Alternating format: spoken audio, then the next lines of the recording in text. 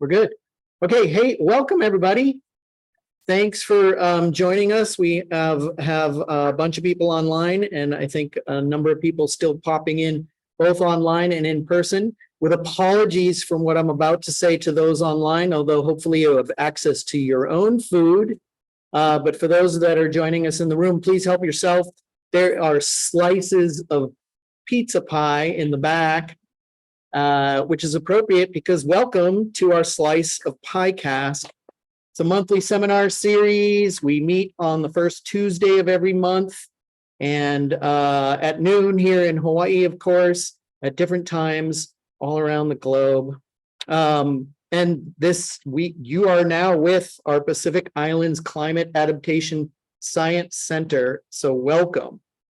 As you probably already noticed, unless you joined just a moment ago, the presentation is being recorded. It'll be available on our website under news and events. And for those that are online, hopefully we're all used to the drill here. Please keep your microphones on mute during the presentation. And we will have time for questions following the presentation. Please feel free to leave questions in the chat along the way, or you can save them to the end. When we open up for questions, we'll bounce back and forth between online and in the room. And we'll let you or ask you to open your mic and ask the question yourself, unless you are bashful and you'd rather we do it. At the end of our seminar, please do complete. You'll see, like when you go to close out, Rachel, help me. When they close out, up will pop a survey. Please address that survey. It would really help us in planning for future seminars. And I bet I'm being prompted to say that again at the end, so I will. Okay, so you definitely don't want to listen to me stand up here and talk. You came here to see our amazing speakers. So it really is my pleasure to introduce three speakers today. We have Dr. Kirsten Olson. Kirsten, many of you know, is a professor of ecological economics with the Department of Natural Resources and Environmental Management here at the University of Hawaii at Manoa. Her research program's overarching goal is to ensure that the value of nature is captured in national, state, and community decision-making. Kirsten's current projects focus on natural capital accounting, nature-based climate adaptation, and resilience of coastal communities. Kirsten's first academic path was in civil and environmental engineering, where she got a BS from the University of Virginia and an engineering degree from the Netherlands. And following those, she transitioned to environmental economics with an MS, another one you might know, at Imperial College London and a PhD at Stanford. You know, small schools. When I asked Kirsten about hobbies, and this is great, she said, I quote, "I'm a mom of a 9-year-old, a 3-year-old, and a puppy. Who has time for hobbies?" She regularly surfs with a group of amazing moms, so she does manage to fit something in there. And she says they help keep her sane, along with her daughter who's in the room today, keeps her sane. Everybody in the room say hi. And Kirsten says she also loves to hike and camp and enjoys listening to escapism science fiction novels. I can relate to that, while she gardens or is doing other things around the house. We also have Michelle Herangodi. She's a PhD candidate in the Department of Geography and Environment at UH Manoa. She received her master's from this program and also holds an MS in Marine Affairs and Policy from the University of Miami. Michelle's dissertation research examines the political ecology of coral reef conservation in Hawaii, and she has partnered on projects to support social ecological resilience and adaptation in the Pacific. Michelle loves to surf and is slowly building a handmade wardrobe. And totally random, but for those that don't know, is my neighbor. But we haven't really made that connection like truly in the neighborhood. We're working on that. And then our third speaker is Stacy Lewis. Stacy's an early career fellow with Stanford Center for Ocean Solutions and Woods Institute for the Environment, with expertise in marine governance, social networks, coral ecology, and U.S. ocean policy. Stacy has worked in Palau for the last 9 years, where she studied watershed governance and coral ecology to receive her PhD from Stanford's Emmett Interdisciplinary Program for Environment and Resources. Stacy also works on fisheries as social ecological systems in Palau, and with her most recent project focused on digital platforms empowering small-scale fishers. I think I have said enough. Kirsten, kick us off, please. Take the helm. Okay. Thank you, everybody. So give me a second here. It all works in practice, but let's see if we manage to get it working. Okay, I won't touch anything because it seems to be working. Thank you for that very kind introduction. We're gonna do this presentation in 3 parts. So the project that we got funded from PICAST was examining how ridge to reef governance in Palau can enhance coastal food security in a changing climate. But before we dive in and before Michelle really dives into the work she did on this, I'm going to talk to you a little bit about how I got involved in Palau in my research program, coming from an oceans perspective. Then Stacy's going to talk about her research program and land-based view of Palau. And it's kind of the nexus of these that inspired this project that Michelle is going to talk about on ridge to reef governance. So Palau has a really ambitious ocean conservation agenda. In 2015, they designated 80% of their exclusive economic zone as a no fishing zone. That was fully implemented in 2000. This represents one of the largest, if not the largest, marine protected area on Earth, and with a small area for domestic fishing. And this was the context where I was brought into Palau. We were contracted with some funding from the National Geographic Pristine Seas program to answer the question of what are the costs and benefits of this ambitious conservation agenda. And the first thing when we went to scope the project, we realized that there was really no baseline data to evaluate costs and benefits of a program like this. So we set on a 3-year research agenda to gather socioeconomic baseline data so that when the conservation zone was implemented, we'd be able to say, well, what were some of the impacts? So the first things we did was look at the impacts on fish supply by characterizing the supply chain.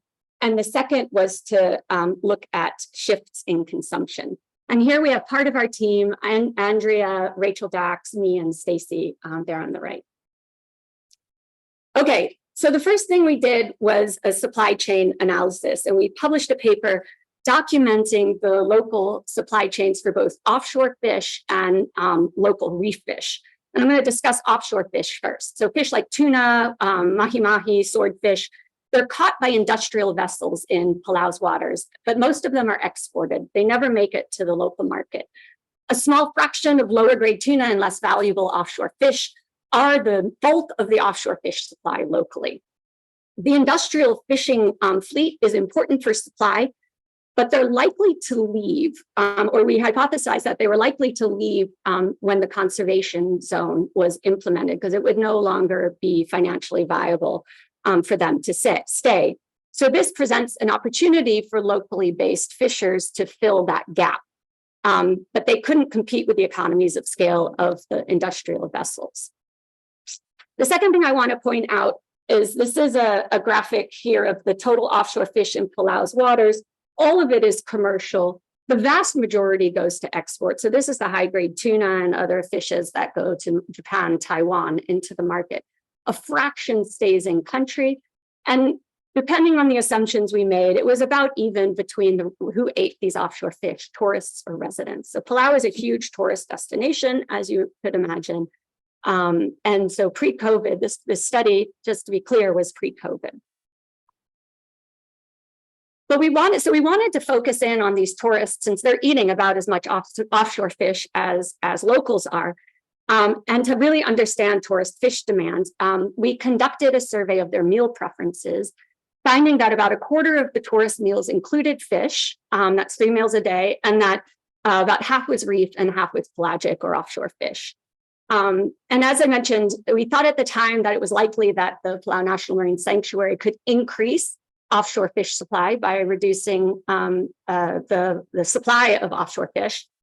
And so what we conducted we conducted a choice experiment, and we found that tourists, when faced with price increases of offshore fish, would switch their demand to reef fish. And this was concerning to us because that would put increased pressure on already overexploited reef fish, which, as I will show you, are important for residents. We did fortunately find that tourists have a willingness to pay for locally sustainable branded offshore fish. And so we could keep some of this switch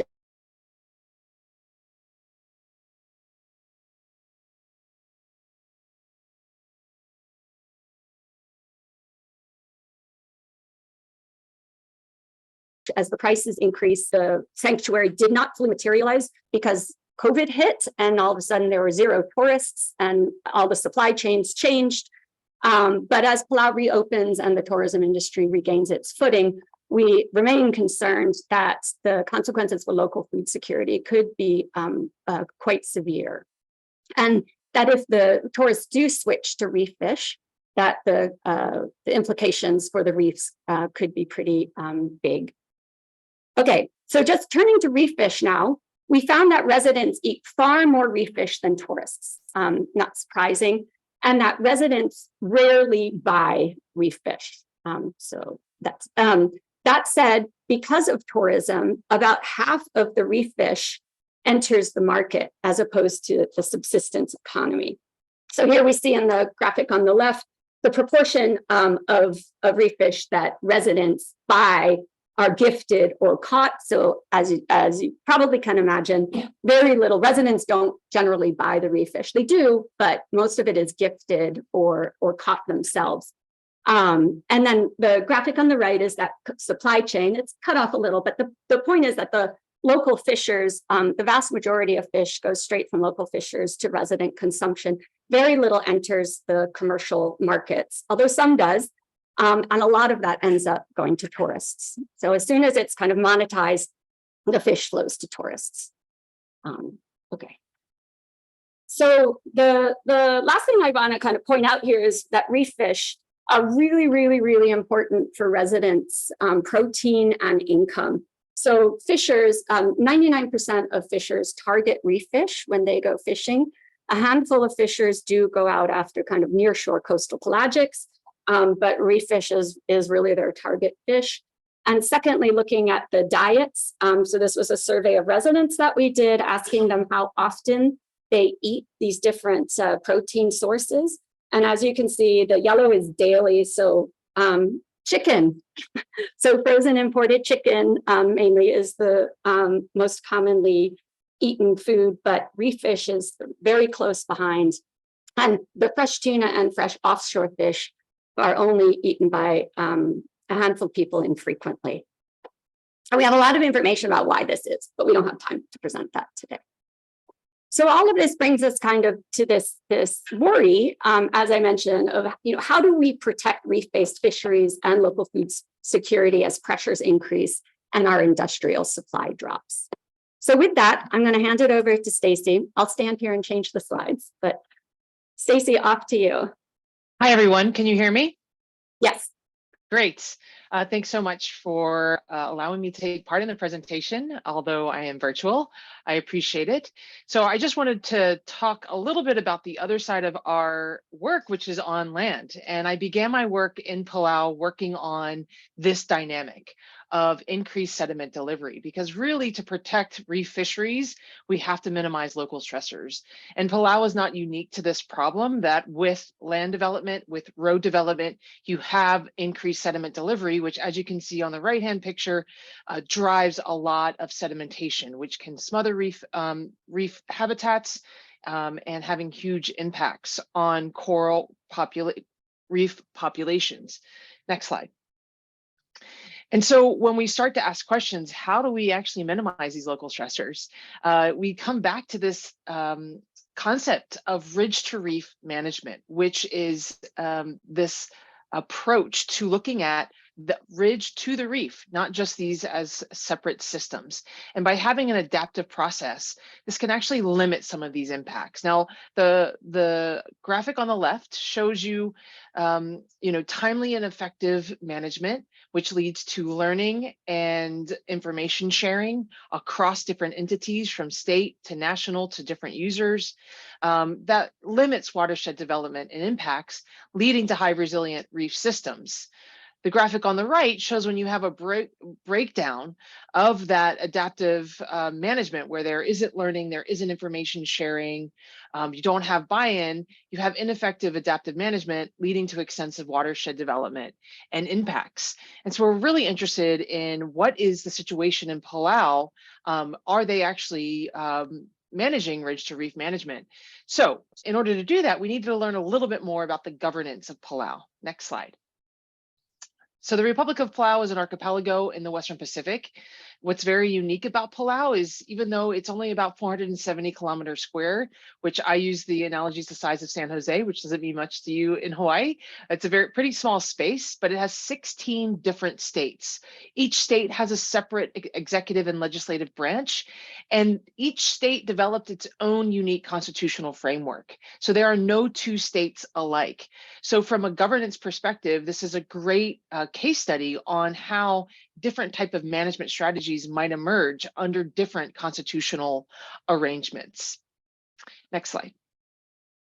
Another interesting element about Palau's governance is that it has, over the last 100 years of foreign occupations, transitioned from a primarily customary system where chiefs worked in decentralized decision-making bodies to constitutional based national level federalism. And so when we started to trace these changes, we noticed that there could be some things that you can say about how these states are actually implementing this new form of governance. Next slide. But to think about how this governance institutions kind of fit to the watershed scale, I wanted to show you the watersheds of Babeldaw, which is the largest island in Palau, and it has 5 main watersheds. And then you'll see on the right, it actually has 10 states over those 5 watersheds. So you already know that there's a cross-jurisdictional issue in the fact that watersheds cross many different states. And so I began to ask questions about, okay, if those 2 states are alike, and many of these states are actually trying to manage their own state resources, which are cross many state boundaries, what can we say about these different constitutional arrangements that might explain where some watersheds are having higher impacts than others? And that led me to ask questions about their gradient of constitutional versus customary leadership. Next slide. So that led us to asking questions, like I said, about the hybridization, how these different states incorporated the customary systems into their constitutional arrangements. And what I was able to uncover is this level of hybridization, or gradient of hybridization, from level 1, where the constitutional actors, the governors, for example, dominate all decision making, from resource management across the board, all the way to level 5, where it's the customary leaders that are dominating the decision making. Next slide. And what we found is, in those states with either constitutional or customary dominant actors, they had harder times coming up to decisions at a watershed scale. And this really came to a head in about 2006, when they tried to build a compact road across, they call it the compact road because of the US Compact, a free association with the US, to have a road around Babeldaw. And what that led to, and you saw one of those pictures, is a large amount of road development and just inundating the reefs with soil and sediment. And this brought everyone to terms with the fact that sediment delivery is a huge problem. So some of the customary leaders came together and established the Palau Watershed Alliance. And this was a boundary organization to help states develop watershed management plans at the watershed scale. Instead of it just being states working within their states, really, how do we encourage the state level watershed management. This is Joyce Bio, who was the BWA coordinator for 10 years. And so she was there at the very beginning of it. And so she's a great testament of the power of the BWA and what it was trying to achieve. So do you want to play that clip? Okay, we're gonna try.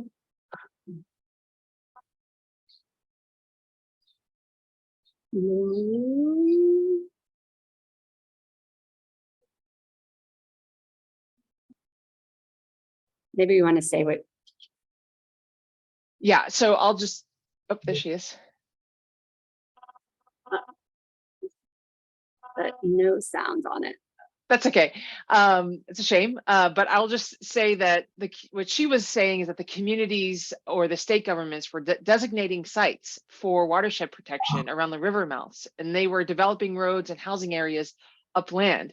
And then sediment was coming into these supposedly protected areas from those different activities. And it was during the Palau Watershed Alliance's work that some of these leaders appreciated the earlier studies with sediment, that's really what got people's attention.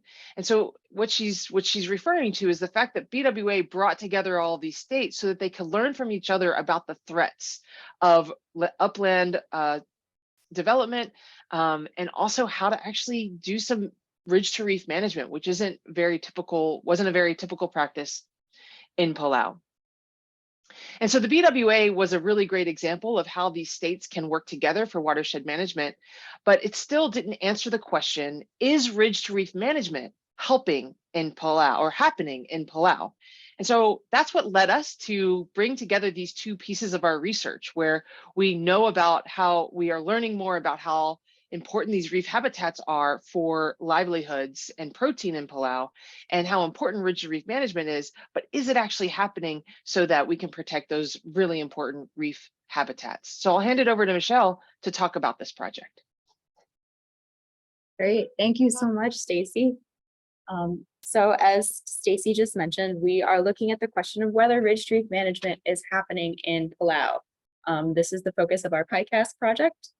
And before we dig into this, ridge to reef is a concept that's kind of circulated a lot, particularly lately in management strategies. So I did a lot of research around it, and I was like, there's nothing super concrete about this concept. So I wanted to nail it down and say exactly what we're looking for in this project. So we are defining ridge to reef as multi-directional connections between marine and terrestrial environments that includes social and ecological components. Sure. All right, so our project is titled Examining How Ridge to Reef Governance in Palau Can Enhance Coastal Food Security in a Changing Climate. We originally had a couple different objectives. The first one is, yay, it works. Okay, so the first one is assessing local reliance on reefs for income, food, and nutrition security. This is something that Kirsten kind of touched on with the resident fisheries surveys and other fisheries surveys that have kind of contextualized how much reliance there is on nearshore fisheries resources.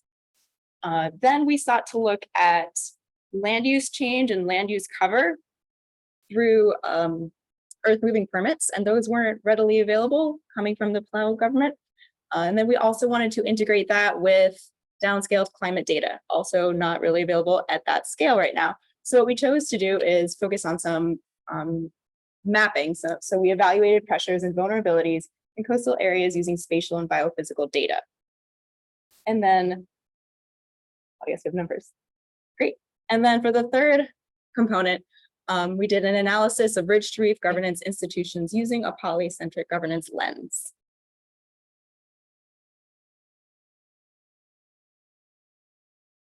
All right, so for goal 2, evaluating climate change impacts to coastal systems, we use, here we go. First, we spoke with people on the ground to see what's going on. We did interviews with key stakeholders to contextualize current climate change threats and practices toward ridge to reef management. Here we have Felix Sengabao, who works at the Palau Community College as an extension agent, and he helps to support local farmers develop more sustainable and kind of ridge to reef agricultural practices. So using these key informant interviews, we started to hone in on our spatial analysis of Babelda, which is Palau's largest island, to identify biophysical threats to reef habitats. I doubt this will work, so I'll summarize real quickly what Felix is saying. He talks about a lot of his clients doing slash and burn agriculture, and he's moving away from that. And he's trying to get them to focus on regenerative practices and practices that don't contribute so much to sedimentation, because he's very aware that anything that you do on land to disrupt the soil can lead to sedimentation down on the coastlines. So he's trying to support his clients to use more soil stable methods, which includes planting specific trees or small grasses to prevent soil erosion on steep sloping coastlines. So he's just talking about his work there. He really hones in on erosion as something that he's working on to address.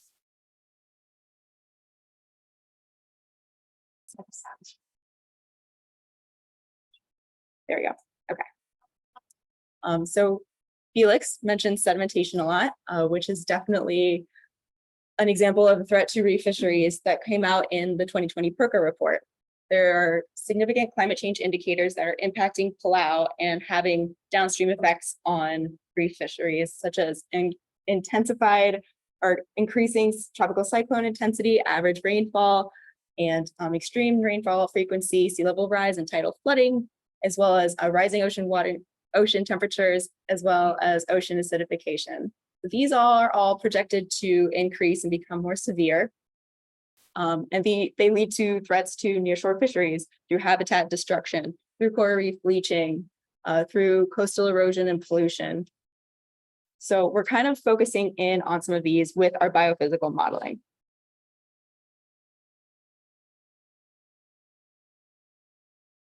This is our spatial analysis of Babaldob to identify the biophysical threats of reef habitats. From the State of the Environment report from 2019, there's a quote that kind of points to what we're doing here and why we're doing it. So as Stacy mentioned, sedimentation is a huge threat to coral reefs and a really severe pressure generally with the way that land use management is occurring on Palau. So although sedimentation onto reefs is considered one of the main pressures on coral reefs, it is not monitored, and there is very little quantitative information on sedimentation. So with this analysis, we're kind of trying to point decision makers towards where monitoring might be most helpful and under what circumstances sedimentation is more likely to occur. And I'd like to just draw your attention to the benthic habitats. The coral is kind of a reddish pink color. So that's what we're looking at. There's lots of coral all around Babaldob and all along Karor. Particularly the reefs along the northern end are very important for local fishing, subsistence, as well as income support.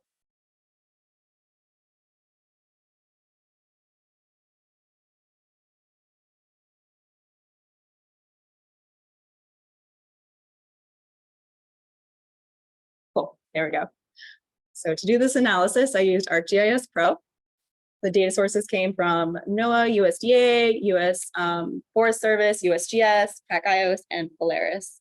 Polaris is the Spatial Statistical Office of Palau's government. I used existing data sets of benthic habitats, catchment level sediment transport, national digital elevation models, political boundaries, and building and infrastructure locations. I modified modified data sets to create sediment buffers, building and sewage pump elevations. And I created a data set to identify coastal points of entry for runoff. And we, again, just to reiterate, we did this type of analysis to fill the major gap of no downscale climate models for Palau.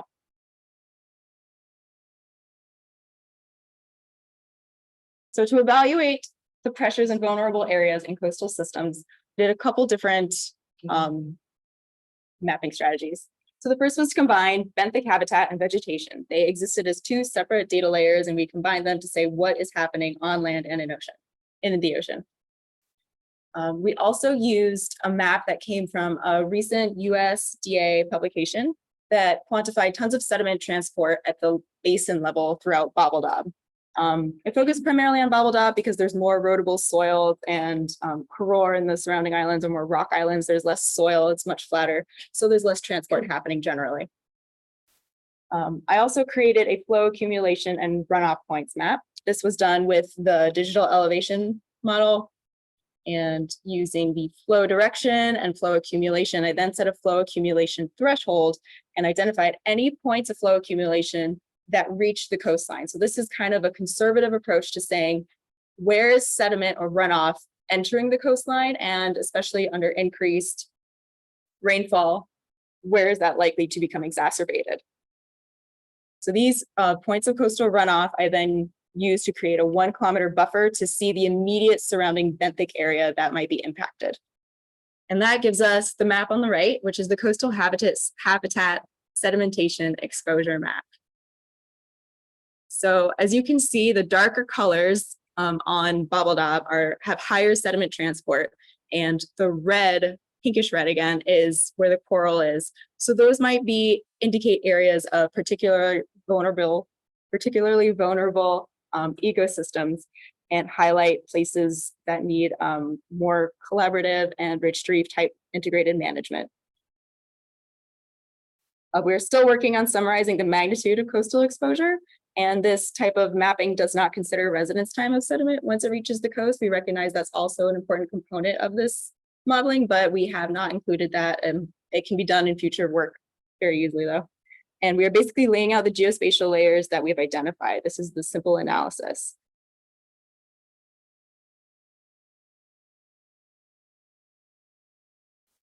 Okay, so using the map that I just explained, we're going to zoom in on the northern part of Bobble Daub, looking at the states of Narlong and Narard. And I just wanted to highlight the political boundaries here. So there's sedimentation happening across the island, and it's impacting areas that have really particularly important coral reef habitats. And as I mentioned before, on the northern part, these coral reefs are critical for subsistence fishing and for livelihood support. So you can see that they are in close proximity within 1 kilometer or less of potential pour points and coastal runoff. So this is an area to kind of focus on maybe, and it also highlights the need to have cross-boundary collaboration. And then if you look at the bottom of the main map, where all of that deep red is kind of concentrated for the sediment, the tons of sediment transport, excuse me. That's the state of Irai, and it is the second most populous state. That's where the airport is. There's lots of savannas and grasslands there too. So that also indicates that types of environments might be creating more sediment transport, and Irai is also the primary source of drinking water. So sediment kind of connects to all these social ecological processes, health and well-being, as well as development in the area. We also looked at sea level rise and what kind of threats that brings to coastal infrastructure, particularly in the most populous areas of Palau. So 80% of Palau's population lives in Koror, which is in the bottom corner of this map here, where most of the dots are, not all the dots. So that's an area that doesn't have the type of sediment issues necessarily, but it is very low lying and more prone to sea level rise. So overall, there are almost 5,000 buildings in total, and 515 will be at or below the 2.4 meter level of or sea level prediction by 2100. So we made 3 layers or 3 different identifiers for vulnerability. These came from the 2020 PERCA report. The first one is, if you look at the map, the building's flooded by 1.3 meters of sea level rise. So this is the average global sea level rise projection. The word is escaping me now. So that's kind of the more conservative one, and those are indicated in orange. The yellow buildings, I'm sorry, I think I forgot to mention these are buildings. I use buildings to identify areas of infrastructure that will be inundated by sea level rise. So the yellow ones are buildings that will be flooded by 2 meters. So 2 meters is taking into account that the Pacific has some unique environmental parameters such as coastal and wind interactions that might enhance sea level rise, that might make it worse. So it could possibly reach 2 meters by 2100. And then there is the physically possible, although not very likely, rise of 2.4 meters. So that's what we're indicating with the blue buildings. So overall, this means over 10% of Palau's buildings could be inundated by sea level rise by 2100. This does not separate residential from commercial buildings. That data isn't available currently, but it's something to be more explored to see what adaptation could look like.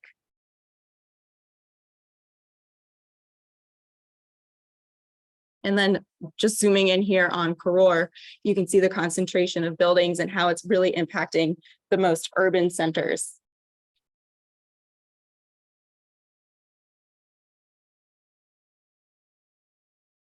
And then to add to this, Bobble Dob does not have sewers. They typically rely on cesspools. So not knowing which areas or which buildings are commercial versus residential can't exactly tell you where cesspools might be, but it can be an indicator for where cesspools could be. And sea level inundation can exacerbate coastal pollution by flooding cesspools and leaching that out into the coastal waters. However, on Karor, we do have a sewer system and there are sewage pumps. So I identified one sewage pump at 0 meters of elevation that will immediately get inundated. And there are 7 at 2 meters of elevation that will get inundated by the middle projection of sea level rise. So this can also lead to infrastructure deterioration, coastal pollution, and is something that needs to be looked at for adaptation.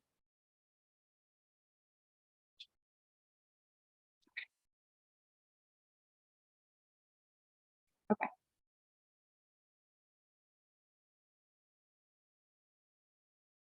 Great. All right, so climate change will endanger important coastal habitats and infrastructure. Pressures from sediment and pollution runoff can be found throughout Bobble Dob's coastal waters and will likely increase with climate change. It's also projected to be problematic in Karor's coastal waters as well. Sea level rise will flood homes and infrastructure, forcing people to move and revise their wastewater treatment processes. And these pressures span state boundaries and require not only ridge stream integration, but cross-boundary integrations. So another quote from the State of Environment report from 2017 identifies 3 threats have been constant challenges. The first is unplanned development and sedimentation. The second is inadequate coordination across agencies. And the third is insufficient enforcement. So our biophysical analysis kind of attends to point 1. And then now we're going to move into the next phase that looks at coordination across agencies through a government analysis. So here we're looking at governance institutions that exist in Palau, and we're going to analyze the integration of land sea management across governance institutions using interviews with key stakeholders, and we're going to apply a polycentric lens. We will unpack polycentricity real quick. Okay, so what is polycentricity and why is it important for ridge stream management?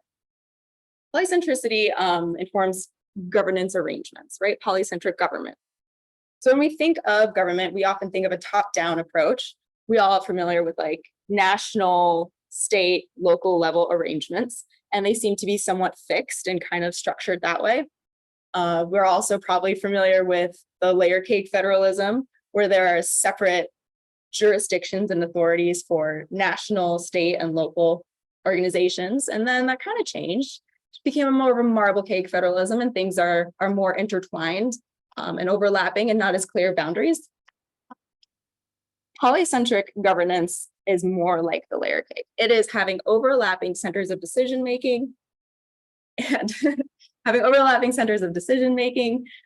lots more interaction across sectors and across hierarchies of governance. And it's messier. It's all around messier. And it actually, even though the United States has, one of these cakes currently at the moment, polycentric governance is actually happening all over the world. It's one of the most common governance arrangements, and it can happen at different scales. So sometimes it happens very small and locally, sometimes it happens larger and more nationally, but it's prevalent throughout the world. So bringing this from the literature, it's good to think of it as a dense and evolving web of decision-making centers, some transitory and others relatively fixed, and supporting actors from diverse sectors and domains. There are a couple major features of polycentric governance that we're going to talk about right now. There are characteristics that facilitate enabling conditions that create certain advantages. These advantages are why we use polycentricity as a lens for our analysis. So advantages of polycentric governance actually support ridge to reef management. These advantages are enhanced adaptive capacity, so bringing in new information and being able to integrate that into management, and also adapting to disturbance and changing what you're doing so that it fits the current context. It also promotes good institutional fit, so the level that decision-making is happening or the institution that is most in charge of an issue is also at the right scale for the issue that's being addressed. And then lastly, there's risk mitigation through redundancy. So there's overlapping decision-making. So there's lots of eyes on a problem and lots of people taking action. So that reduces the potential risks. And then lastly, this is really important for climate change adaptation and natural resource management. So adaptive capacity is talked about across the board for climate change adaptation, for taking in new information and seeing what projections are actually on the ground and how do you make adjustments to that. And it's important as things are changing to make sure that governments act to ensure access to food and livelihoods.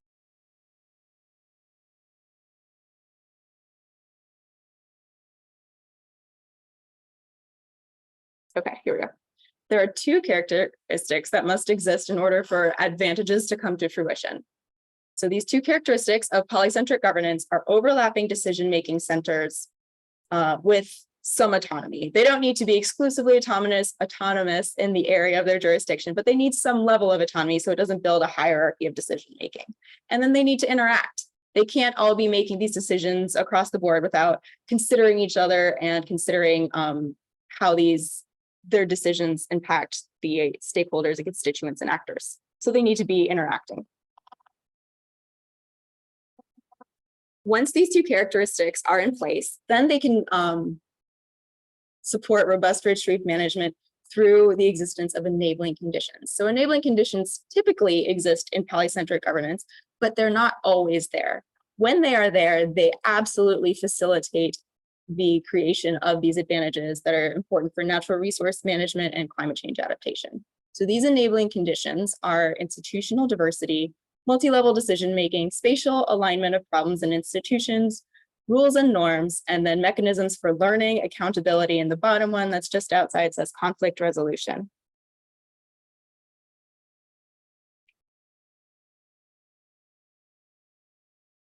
So this is everything together, so you can kind of see the process that's been going on. We have characteristics. We've identified that what's going on in Palau is a polycentric governance system, and these advantages on the right support rich to reef integration and rich to reef management. And so we are going to focus on the enabling conditions for the analysis. Are they present, and to what extent are they there? To do this analysis, I conducted interviews with 14 key informants from government ministries, NGOs, the PAN office, and PAN sites. There were semi-structured interviews, took about an hour, and then I did 5 follow-ups to present findings and get more feedback to see what we're doing right and what am I maybe overlooking and what should we do moving forward. So it's an iterative process with community members and key stakeholders. I also reviewed 8 relevant policy documents and ethnographic field notes. Then I coded all of this information. So the transcripts and field notes were coded in NVivo, which is a software program, and policy documents were coded in Excel. First, I did deductive, which is theory-driven coding, which means I took all 7 of those enabling conditions as a code.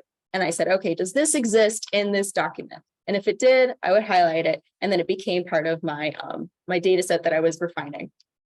Then I also did inductive data-driven coding. So rather than applying a theory to the data, I said, are people talking about something that could be an enabling condition that I haven't thought of, that doesn't fit in the literature? And what does that look like? So those are codes that came from the data. And through that analysis, we kind of looked at what are the main governance organizations that are interacting in Palau for natural resource management. First, at the national level, we have a handful. A lot of these are ministries. We also have the Public Lands Authority, Environmental Quality Protection Board, and PAN office.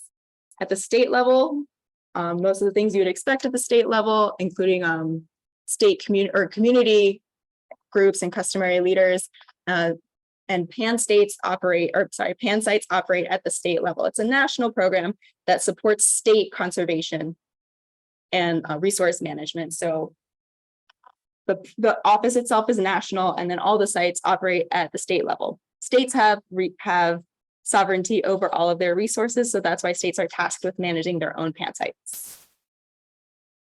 And then we have a handful of outside governance clusters that are also contributing to resource management in Palau.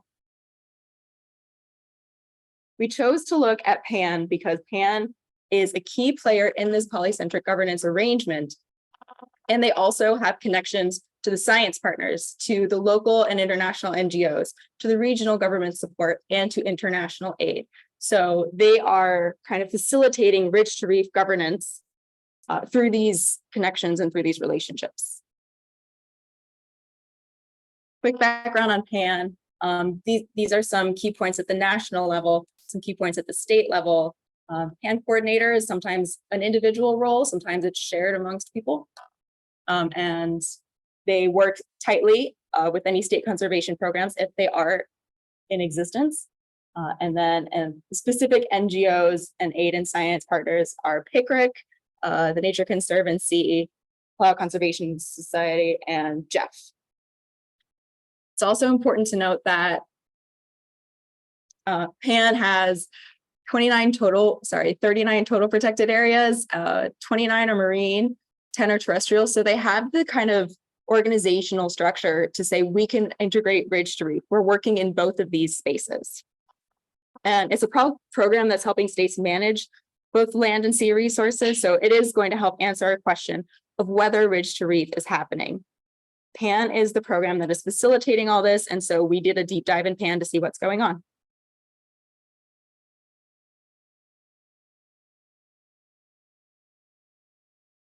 Which features of polycentric governance exist versus need improvement? So we have the enabling conditions that I coded for, and some exist and some there is room for improvement. So we found that institutional diversity is high. There's the Association of State PAN Coordinators, PICRIC, local and international NGOs that are all coordinating and working together. So that means that institutional diversity is high. There's lots of different types of actors and they're doing different types of work. For example, PICRIC does monitoring at all of the marine sites. The Association of State PAN Coordinators specifically facilitates PAN coordinators sharing their experiences across the board and is separate from the national level. So there's high institutional diversity. However, we found that learning is limited by unclear ways to share information. So while there is this diversity of actors going on, a lot of information sharing has to happen by request. So there isn't an established protocol or program for putting your data out there, and it relies on relationship making rather than having institutional obligations. We also found a lack of state legal autonomy limits enforcement of rules and regulations. So enforcement outside of the state of Karor is not really happening at these PAN sites. There's national police, but they're separate from state police. They don't always enforce state rules. They focus on national rules. So if there's an infraction in a PAN site, if you get a ticket, there's really no teeth. There's no governmental infrastructure to bring that to court at the state level, which the PAN is working on. The PAN is dedicated to making sure that enforcement is tractable, that there's teeth to it. But for now, as one PAN staff member said, most states can only remind people that they're in no-take areas and there's nothing else you can do. So it kind of relies on putting the pressure on people without having a formal enforcement strategy. There's also 3 preconditions that must exist to catalyze these enabling conditions. So this is coming from my data-driven coding saying, is there anything missing that doesn't fit these 7 enabling conditions? And this is kind of the novelty of this work, is we identify 3 things that if they are not met, you can't even reach these enabling conditions that then create the advantages of Ridge to Reef integration. And these are general capacity, collaborative relationships, and financial stability and autonomy. This is a video that we're going to skip again by Joyce, where she points out that it's not just a network of sites, but it's also a network of people. So people are these institutions, and how do you support people to do their job is kind of a key takeaway from one of her interviews. Precondition 1 is about general capacity and how vital it is for entities to function. General capacity enables institutions to enforce rules, fulfill mandates, form working relationships with relevant agencies that have overlapping jurisdiction, making informed decisions through sufficient data collection and monitoring, and address immediate needs. So one quote that really stuck out from one of our interviews was institutions are stressed like coral. Everyone is doing as much as they can. They can see what's happening to the environment. They really care about it, but there's some limitations. There's only so much funding. There's only so many people in the office. There's high turnover rates. So these things are getting in the way of making progress towards the integration of Ridge to Reef. You need to be able to do baseline level work in your organization first. Then precondition 2 talks about effective collaborative relationships and how they require structured roles and responsibilities.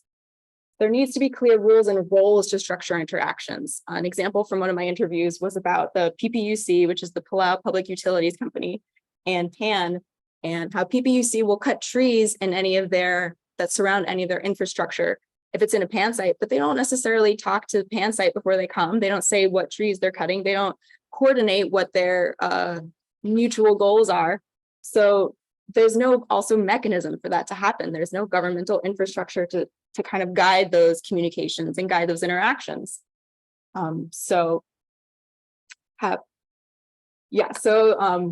This leads to lots of disconnected management decisions, which erodes the enabling conditions as well. I also want to point out that in one of my interviews, it came out that traditional leaders are very important part of management, but not well captured. So this phrase was echoed through lots of different interviews. And once I found this in the data, I went back and I found it again and again, maybe not word for word, but it's really important to integrate traditional leaders and traditional values as well. And finally, financial stability and autonomy are critical for Ridge to Reef management. As we know, people in STEM and in academia, in research, and whatever field brought you here today, nothing can happen without funding in a formalized modern institution. So COVID highlighted the precarity of the green fee. The green fee is the $15 that comes from every visitor that goes to Palau, and it goes towards conservation. Without any visitors, the green fee really plummeted. And this affected the state's obligation to match funds with a JEF program. So it ultimately led to stymied funding where nothing was really coming in. So this really impacts what PAN can even plan for in the long run. So having more independence and more autonomy over financial mechanisms can lead to better outcomes in the end. And to sum up, I think we're getting close to the end. So to sum up, what we did with this project is looking at reliance on coastal resources for income and for nutrition. Then we looked at some biophysical models to identify vulnerable areas and threats to coastal resources. And then we really focused on the governance analysis, looking at enabling conditions that can promote advantages that are specific to Ridge to Reef integration, notably the adaptive capacity, good institutional fit, and risk mitigation for redundancy. These are really important for our partners in Palau, such as Joyce, who has extensive experience with the BWA and is now working with PAN, and Felix, who does outreach for agricultural support and is trying to minimize sedimentation through regenerative practices. And just to highlight, one of the novelties of this research was building out these preconditions that come before the enabling conditions. So the enabling condition that really could use improvement, there's opportunity for change there, is how learning happens, how information sharing happens between institutions, and then supporting general capacity, collaborative relationships, and financial stability and autonomy in culturally relevant ways has been identified as a path forward also through the data analysis. Our next steps entail building out the resident dependence on fisheries to enhance the analysis, to better understand demand for reef fish, for mapping with geospatial analysis. We're also building out the geospatial analysis just a little bit more to improve sediment modeling and quantify sewage sources. And then the governance analysis will hone in to identify opportunities and expand to other sectors implicated in climate change adaptation. And with that, I want to thank you all for being here.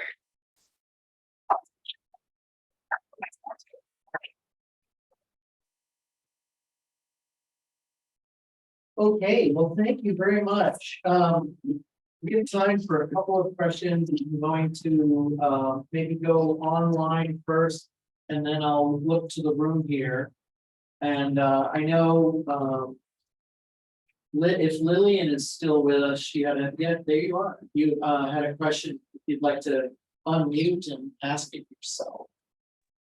Sure, thanks. I was curious about whether mangroves are native to Palau, and if so, how widespread they are, because I could imagine that if they were native, and not, grossly harvested, that you could have some kind of, based on the maps that you were showing, that you could have some kind of strategic restoration or outplanting efforts that could help capture sediment and protect against other climate change associated impacts like storms and maybe sea level rise.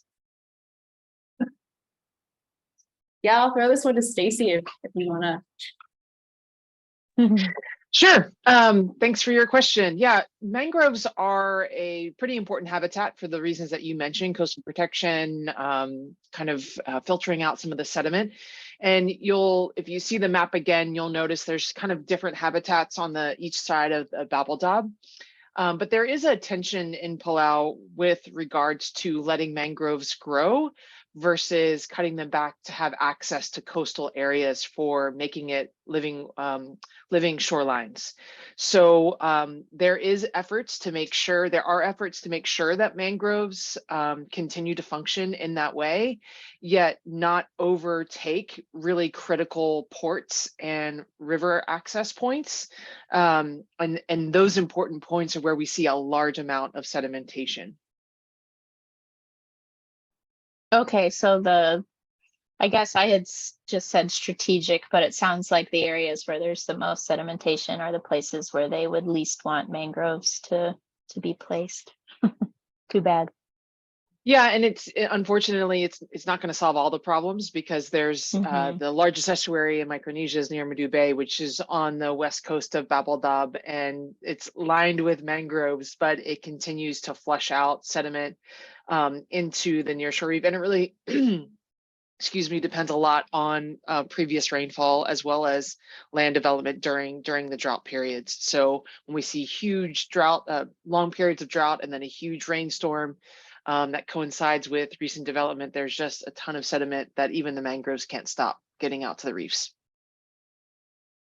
Okay, so is more upland outplanting or planting the strategy then? Yeah, I mean, so some of the strategies include encouraging native plants to take up some of the exposed hillsides, to go back to some of the traditional Tara or Maasai patches, the way they tend taro.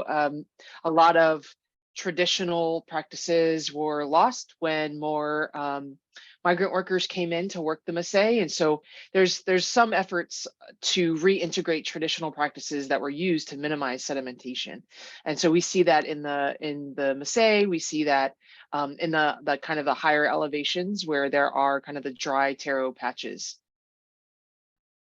Thanks. Cool. Yeah, thank you. I know we're running up to the hour and folks will need to start to go, but do we have one quick question from the room that we want to address before we go? If not, I've saved one. And it's really just to say, Kirsten, in particular, you started with some of those, and I'm not an economist, so you have to forgive me, some of those pressures, and how they can interplay back and forth, more pressure on pelagic, they become more expensive, etc. And then a whole host of different, and I really have to say, like the comprehensive nature of this body of work is really phenomenal, all the different pieces that you all bring together. One thing I didn't hear, and I wonder, and I'm probably naive to the landscape there, but role of submarine groundwater discharge, is it particularly, you talked about sedimentation, and I'm assuming you're capturing that just from overland and flow. Any role of SGD and what that looks like, or have you been able to capture data that helps you understand that? Yeah, I think this is another question, because Stacy did her PhD on some of the coastal. I mean, you focused on the surface flow, but I don't know, did Mana Smith and others do anything with SGD? Not that I'm aware of. That's a really great point. But you know, something to look into, and not something that I focused on for my dissertation work. Yeah. Which is why we tried to get at the cesspools of it, right? And understand where those are, and we were kind of, we didn't find the layer that shows like where the cesspools are necessarily, just the buildings. So that could be, you know, something that they can, you know, part of their goal was to get those data layers and identify what other data would be interesting to collect. And why, you know, why that would be a good thing to collect. You know, that's Cool. Well, get another round of applause. Thank our fantastic.